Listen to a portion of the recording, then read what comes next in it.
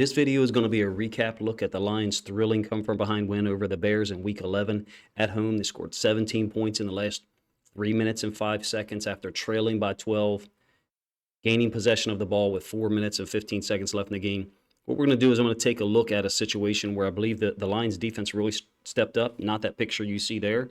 I'm talking about the Bears' possession, leading 23-14, about 4.5 to 5 minutes left in the game, in Lions territory, approaching the red zone. The run game worked quite well for the Bears all game. This is a moment where the Lions defense clearly understood what was happening. They were trying to run out the clock, and they were able to get the ball back in Jared Goff's hands with just enough time to get the job done. Let's get into the film. So we're going to start with a 1st and 10. The Bears are already on the move. Again, we are late fourth quarter. 1st and 10, 21 personnel. And this is going to be Anzalone, I think, with a great fit. Jack Campbell late on this as well. 21 personnel. You can see the running back is flowing to the left initially. Campbell and Anzalone trying to step downhill. Anzalone fits on the backside. Campbell finishes it off. 2-yard gain. Sets up a 2nd and 8. You see 2 nice fits here by Jack Campbell on this possession. Bears switch personnel groups, go 11 personnel. You can see there's only 1 tight end on the field here. A little less than 5 minutes left, I believe.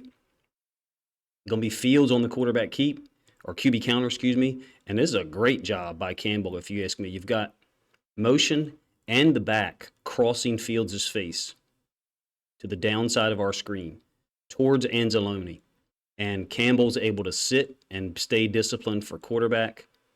In this case, it's a good read by Fields. The only thing is it's a better fit by Campbell. Holds him to a 1-yard gain, creates a 3rd and 7. 2 really nice plays that the rookie was involved in. Give to Johnson up the middle, even better play, I think, by Barnes, and then Hutchinson as well. Basically a same side run, but it's a split zone look. So, they're back and their tight ends on different sides. Tight end is coming out here to Hutchinson. He could loop around the edge and let Fields keep it. So I think Hutchinson is seeing that and then condensing the blocker. Barnes first contact, Hutchinson second contact. It wasn't Barnes, my apologies, that was Walker, which makes it even more impressive that it was a safety that did that. He's in the box. The Lions rotated their safety some throughout the game. Joseph, Branch, and Walker. There was times where only 2 of them were on the field, depending on the personnel group. So that one forces the Bears to settle for a field goal to go up 26-14. At that point, the Bears, who had been the worst team in the league turnover-wise, turnover margin for the season, only have 1 offensive turnover. I misspoke in the reaction video, said they didn't have 1 to that point, compared to 4 total turnovers for the Lions, 3 interceptions, and then the fumble on the kickoff return by Craig Reynolds. Bears had ran for 183 yards on the ground. Also got the big play they needed in the passing game, the 39-yard touchdown pass from Fields to DJ Moore in the 3rd quarter that put them up 20-14, while Detroit was self-destructing. Everything went their way. And then just like in the first half where Detroit marched downfield, Goff marched them downfield to take the lead at the end of the 2nd quarter, he does the same thing here in the 4th. 1st and 10 from the -25 after the kickoff. And I was a little surprised by this call. It's a log draw to Montgomery. So the right tackle, Sewell, is going to pull and wrap. It's a delayed handoff to Montgomery, 4 yards. This tells you right there that Ben Johnson's committed to the run game, even though at times earlier in the game prior to this possession, they only had 83 yards rushing. Hurry up situation, 2nd and 4. Laporta short completion down to the sideline against Brisker. Ball's already out by Goff, making a quick read. Ball was there in plenty of time before Brisker can arrive. Laporta's able to get out of bounds, create a 3rd and 2. And this one's pretty brilliant from Goff, if you ask me. St. Brown motion from the boundary to the field creates a trip set. So basically a spacing concept. Laporta trying to stretch people horizontally. Brown trying to sit this thing down, which he does. There's also a stunt here by Yannick Ngakoue, who played a role in the late in the game when it was passing game situation for the Lions. Goff, A, had to get this thing off quick enough, and B, had to stick the throw in the zone. I felt like the Bears played a lot of zone yesterday. You have a really unique version of cover 3 here, if you ask me. And then sticks that throw in between the curl flat player and the hook to curl player. Awesome moment, if you ask me, to get him across midfield. Right then, if you were a Lions fan, you were probably like, okay, I believe, here we go. I'll get him right near the midfield. Sorry. 1st and 10, negative 49. Laporta underneath. Nice little chip. And if you check out the delayed nature of this with the Bears having a lead, trying to let balls be completed in front of them, you've got the chip. And who's the chip on? Ngakoue, who just gave them trouble on the previous play. So smart job by the coaches in terms of the play call to chip him. St. Brown getting vertical. The delayed nature of the chip creates a lot of space between St. Brown's route and Laporta's route, right as Goff is letting go of the football. Defenders cover 3 again, see it released, able to tackle him for only a 6-yard gain. 2nd and 4, this one is huge if you ask me. Not just because it's a 13-yard gain, but because it's a broken tackle by Gibbs against one of the Bears' best players, Terrell Edmonds, big free agent signing for them, and he gets out of bounds. They didn't have to use a timeout. They used a timeout after, they didn't have to use a timeout on this drive at all, if I remember correct. The only stoppage in play on this drive was after the touchdown to Jamison Williams on the next play. I think this is a underrated element of this comeback, is that on a somewhat innocuous pass over the middle of the field, again against a softer looking zone, Goff trusts Gibbs enough to be able to at least generate 4 or 5 yards. No, he gives you 13. That's why you drafted the guy where you drafted him. Very next play, I love the play call here. You've had one run on this drive, the draw to Montgomery. The rest passes, including the previous 3, underneath or in between zone. The 3rd down to Brown, Goff stuck that in between 2 zone defenders, not in front of. This one, Ben Johnson is going right at him here. I thought it was quarter, half. During the game, it's tough to, some people call cover 6, but now looking at it, I'm not so sure that we don't have, man down here on the running back, some kind of man on the backside here, and not sure what these guys are doing. To me, it looks like quarters up to the top and to the bottom side, but Brisker is settling down, looking for a crosser from the other side, and in this case, it's a cool route design. You got a flat route. I just call it flood. St. Brown breaking his route off deeper, and then Jamison Williams taking his to the corner. In terms of Jamison Williams' route, somewhat similar to the touchdown that he caught against the Tampa Bay Buccaneers. And I think Goff knew that he was just wide open in between the safety and the corner. I thought that corner 33 played a pretty good game.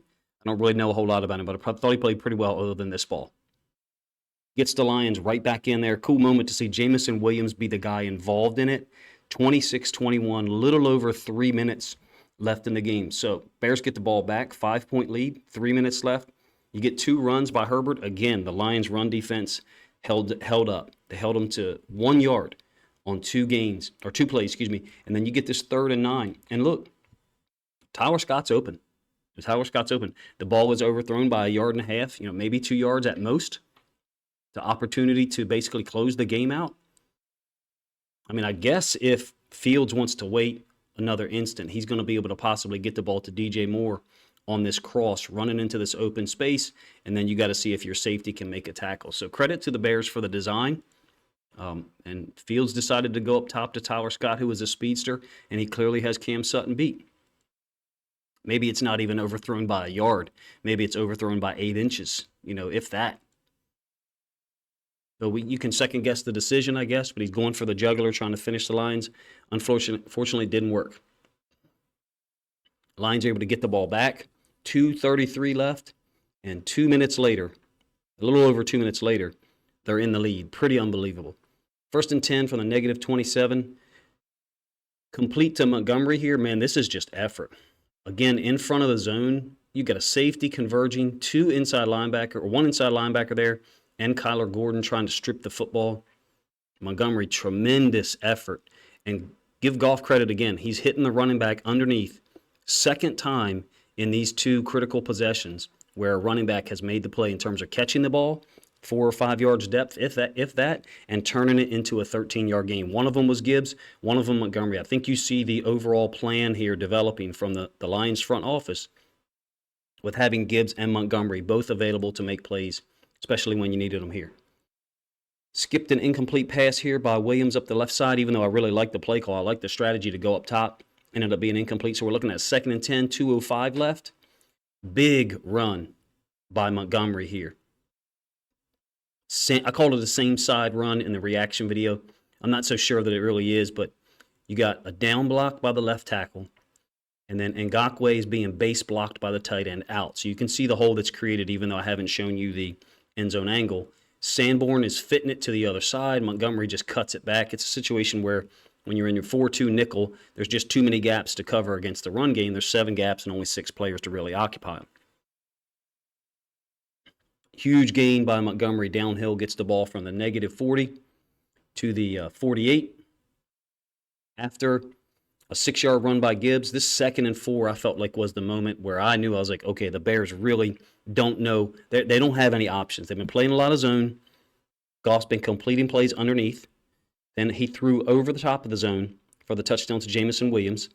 Before that, he converted the 3rd down to St. Brown inside of the zone between the curl and between the hook player and the curl flat player. Now they go man on this 2nd and 4, and it's Laporta to the boundary, easy against T.J. Edwards. This was a moment where I was like, the Bears don't have answers in terms of, do they have a coverage that they can really pressure Goff with and be sound in coverage? You can see they're bringing 5. Zone dropping out, one of the DNs to the boundary. And if Goff didn't want to go to Laporta up here, he's got the same exact concept down here to the field. You got a vertical holding on to 33, occupying him. Both of these guys are open. Goff and Ben Johnson like to attack to the boundary. At this moment right here, I was like, okay, it's not like the Bears suddenly have some answer that's just going to work. And Laporta's able to get out of bounds, create a 1st and 10. This play and one other one a little bit later, I think, are pretty amazing. Goff just barely gets this off. You have to give him credit. All the things that have been said about this dude throughout his career, this is a situation, Sunday, Week 11, 2023, where when his team needed him to make plays, not necessarily with his feet, but avoid sacks and get the ball off, he did. You can see 99 is bearing down on him.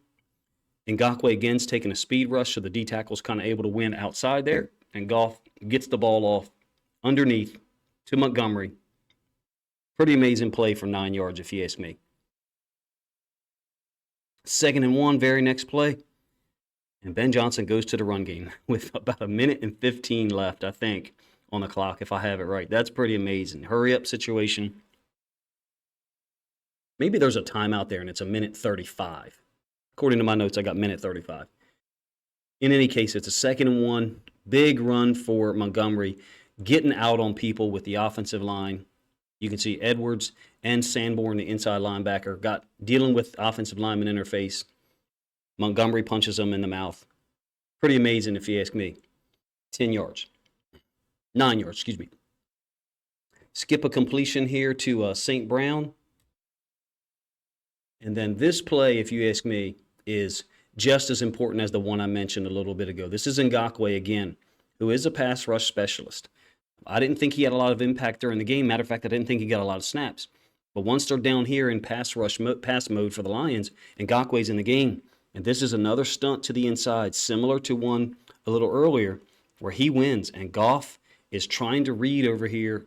Potentially he's got Gibbs, but he's got a defender bearing down on him. So right at the moment where he's potentially thinking about throwing the ball to Gibbs and let Gibbs try to split these two defenders underneath, or I'm guessing, I haven't seen the rest of this play yet, this is probably a fade corner to the back left of the end zone. Goff doesn't think he has time, and in fact, I don't think he did, and throws the football away. Stops the clock. I think that's tremendously important there. 43 seconds left on a 2nd and 2. Again, after an 8-yard completion to Brown, that throwaway, A, saved yardage because you're still on the 7-yard line, and B, saved a heck of a lot of time. 3rd and 2, this is just desire and effort again by the running backs. Gibbs had one of them earlier. Montgomery had 2 or 3. Gibbs again. Delayed handoff. Look at the offensive line getting up. Decker's getting ready to get up to linebacker level. I believe this is Laporta down here dealing with Ngakoue. Gibbs almost gets in. Only a really great effort by the free safety, number 4, prevented a touchdown that would have maybe left the Bears too much time, I guess. I guess it's fortunate that he doesn't get in. But nonetheless, Montgomery gets in on the second play, or the very next play.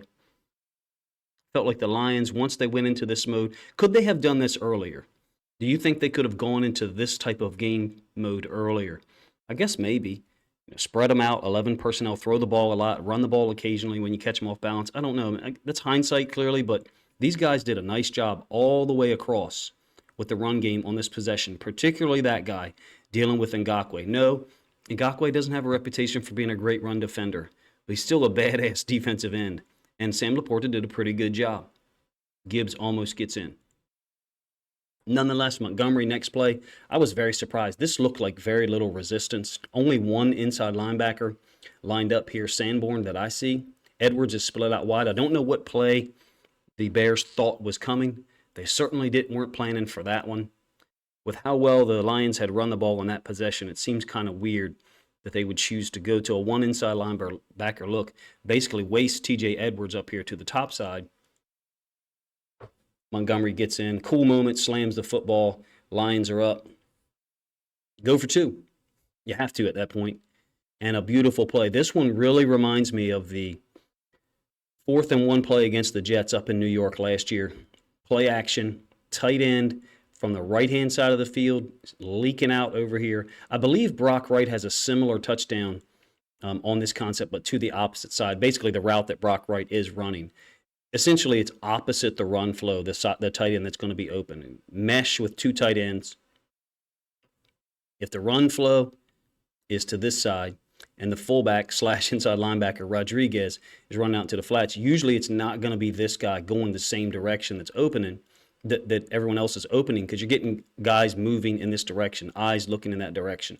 Normally, it's going to be the tight end crossing from the opposite side that pops wide open, and of course we know that's where Laporta ends up, wide open. Tyreek Stevenson running with the tight end. Not only is Laporta open, but this receiver is as well. Big moment. If you're a Lions fan and you were at the game, I'm sure it had to be a heck of a lot of fun. I've seen some reactions on Twitter that people had to the comeback. Bears fans and Lions fans celebrating or getting pissed off. I saw one guy throw something at a TV. This moment right here was amazing because Hutchinson had gone without a sack for 4 games.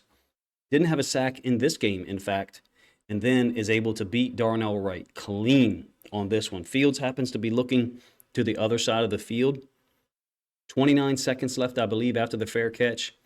And it's a brilliant play to push the offensive tackle right around the 4 or 5 yard line, essentially denying him the opportunity to pick the ball up and potentially save a sack. I think the Bears had 1 timeout left there. Maybe it was 2. I could be wrong.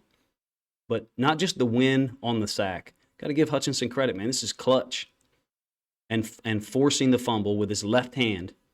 But then this push right here to set 58 off balance.